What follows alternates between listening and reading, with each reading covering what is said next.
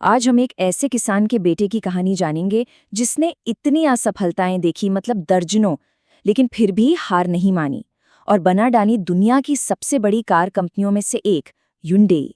तो चलिए शुरू करते हैं उनकी ये अविश्वसनीय दास्तां।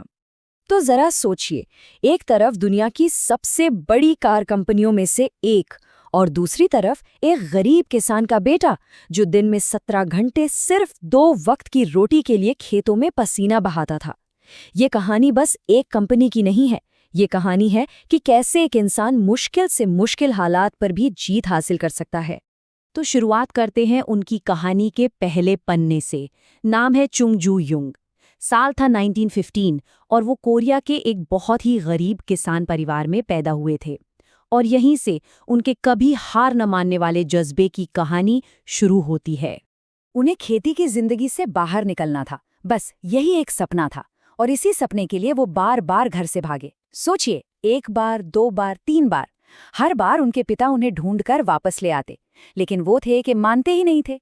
और आखिरकार 18 साल की उम्र में वो हमेशा के लिए सियोल भागने में कामयाब हो ही गए। यही वो जिद थी जिसने उनकी पूरी जिंदगी की नींव रखी। तो सियोल पहुंच तो गए, लेकिन अब आगे क्या? यहीं पर उनकी मेहनत और लगन काम आई। अपनी इसी आदत की वजह से वो भीड़ में भी सबसे अलग दिखे और यहीं से उनके बिजनेस की दुनिया में एंट्री हुई। कहानी शुरू हुई एक चावल की दुकान में डिलीवरी बॉय के तौर पर, लेकिन उनकी मेहनत और ईमानदारी ने दुकान के मालिक का दिल जीत लिया। नतीजा, सिर्फ 6 महीने में वो मैनेजर बन गए और सिर्फ 22 साल की उम्र में जब असली मालिक ने रिटायरमेंट लिया तो उन्होंने ये दुकान चुंग को ही सौंप दी। डिलीवरी बॉय से मालिक तक का सफर, कमाल है ना? सब कुछ बहुत अच्छा चल रहा था, बिजनेस बढ़ रहा था, लेकिन किस्मत को कुछ और ही मंजूर था। 1939 में जब जापान का कब्जा था तो उनकी चावल की दुकान को जबरदस्ती जब्त कर लिया गया। रातों रात सब कुछ खत्म। उन्हें खाली हाथ अपने गांव लौटना पड़ा। लेकिन हार मानना तो उन्होंने सीखा ही नहीं था। वापस गांव आकर बैठने की जगह उन्होंने 3000 वॉन का कर्ज लिया और 1940 में एक ऑटो रिपेयर गैराज खोल दिया। मतलब एक बिल्कुल नया फील्ड, एक नया चैलेंज। पर किस्मत देखिए, अभी गैराज खोले हुए सिर्फ 1 महीना ही हुआ था कि एक रात वो जलकर खाक हो गया, सब खत्म। और इस बार तो वो पहले से भी ज्यादा कर्ज में डूब चुके थे। अब ऐसे में कोई भी इंसान क्या करेगा? शायद हिम्मत हार जाएगा, है ना? पर उन्होंने जो किया वो हैरान करने वाला था। उन्होंने हार मानने के बजाय 3500 वॉन का, मतलब पहले से भी बड़ा कर्ज लिया और एक नया और भी बड़ा गैराज बना डाला। ये सिर्फ एक फैसला नहीं था, ये उनकी सोच थी कि मुश्किल जितनी बड़ी, कोशिश उससे भी बड़ी होनी चाहिए। फिर आया दूसरा विश्व युद्ध और कोरिया की आज़ादी का दौर। अब चुंग की सोच बदल चुकी थी।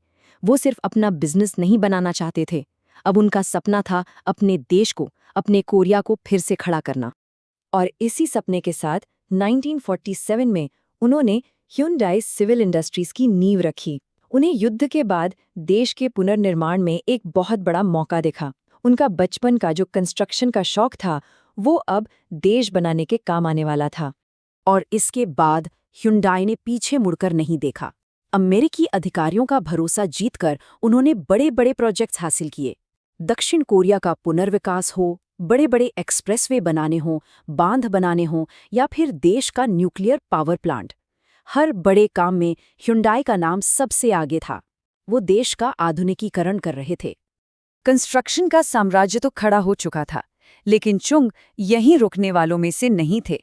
अब उनकी नज़र एक और भी बड़ी और भी मुश्किल चुनौती पर थी, और वो थी जीरो से एक कोरियन कार कंपनी बनाना। तो 1967 में ह्युंडई मोटर्स की शुरुआत हुई। उन्होंने फोर्ड के साथ पार्टनरशिप भी की, लेकिन दोनों की सोच में जमीन आसमान का फर्क था। चुंग चाहते थे एक 100% कोरियन कार बनाना जो देश का गौरव बने। वहीं फोर्ड चाहता था कि ह्युंडई बस उनके पार्ट्स को असेंबल करने वाली एक लोकल कंपनी बनकर रह जाए। जाहिर है ये टकराव तो होना ही था। एक तरफ फोर्ड के साथ खींचतान चल ही रही थी कि मानो इतना काफी नहीं था। 1969 में एक जबरदस्त बाढ़ आई और पूरा का पूरा असेंबली प्लांट सारी नई बनी हुई कारों के साथ पानी में डूब गया। नई कार कंपनी शुरू होने से पहले ही खत्म होने की कगार पर आ गई थी। और फिर 1974 में फोर्ड ने पार्टनरशिप तोड़ दी जिससे ह्युंडई बिना किसी टेक्नोलॉजी के अकेली रह गई। लेकिन यही वो मोड़ था जो एक मुसीबत की तरह दिख रहा था, असल में एक मौका बन गया। अब ह्युंडई आज़ाद थी। चुंग ने जापान की मित्सुबिशी से हाथ मिलाया और ब्रिटिश कार इंडस्ट्री के दिग्गज जॉर्ज टर्नबुल को हायर किया। मिशन था एक सच्ची कोरियन कार बनाना। अब हुंडई के पास एक नई टीम थी, एक नया जोश था और एक बिल्कुल साफ लक्ष्य था। वो अब सिर्फ कोरिया के लिए नहीं, बल्कि पूरी दुनिया के लिए कार बनाने को तैयार थे। और 1975 में लॉन्च हुई ह्युंडई पोनी। ये दक्षिण कोरिया की पहली मास प्रोड्यूस्ड कार थी। आते ही इसने ऐसा धमाल मचाया कि देश के 60% कार मार्केट पर कब्जा कर लिया। ये सिर्फ एक कार नहीं थी, ये पूरे देश का गौरव थी। इसके बाद ह्युंडई ने अमेरिका का रुख किया 1986 में अपनी सस्ती और अच्छी कार एक्सेल के साथ। उनकी स्ट्रैटेजी सिंपल थी, जो लोग पुरानी कार खरीदने की सोच रहे हैं उन्हें नई कार का ऑप्शन देना। और ये स्ट्रैटेजी इतनी कामयाब हुई कि बिक्री के सारे रिकॉर्ड टूट गए। पहले ही साल 1,70,000 गाड़ियां बिकी और अगले साल तो ये आंकड़ा 2,67,000 पहुंच गया। ये एक धमाका था। तो वो लड़का जो कभी अपने खेत से भागने के लिए संघर्ष कर रहा था, उसी ने एक ऐसा औद्योगिक साम्राज्य खड़ा कर दिया जिसने न सिर्फ उसके देश की बल्कि पूरी दुनिया की तस्वीर बदल दी। और उनकी उस जिंदगी भर की मेहनत का नतीजा आज हम सबके सामने है। आज ह्युंडई, टोयोटा और वोल्क्सवैगन के बाद दुनिया की तीसरी सबसे बड़ी कार निर्माता है। 193 देशों में इसका कारोबार है और पिछले साल ही इसने लगभग 68 लाख गाड़ियां बेचीं। ये दुनिया के 100 सबसे कीमती ब्रांड्स में से एक है।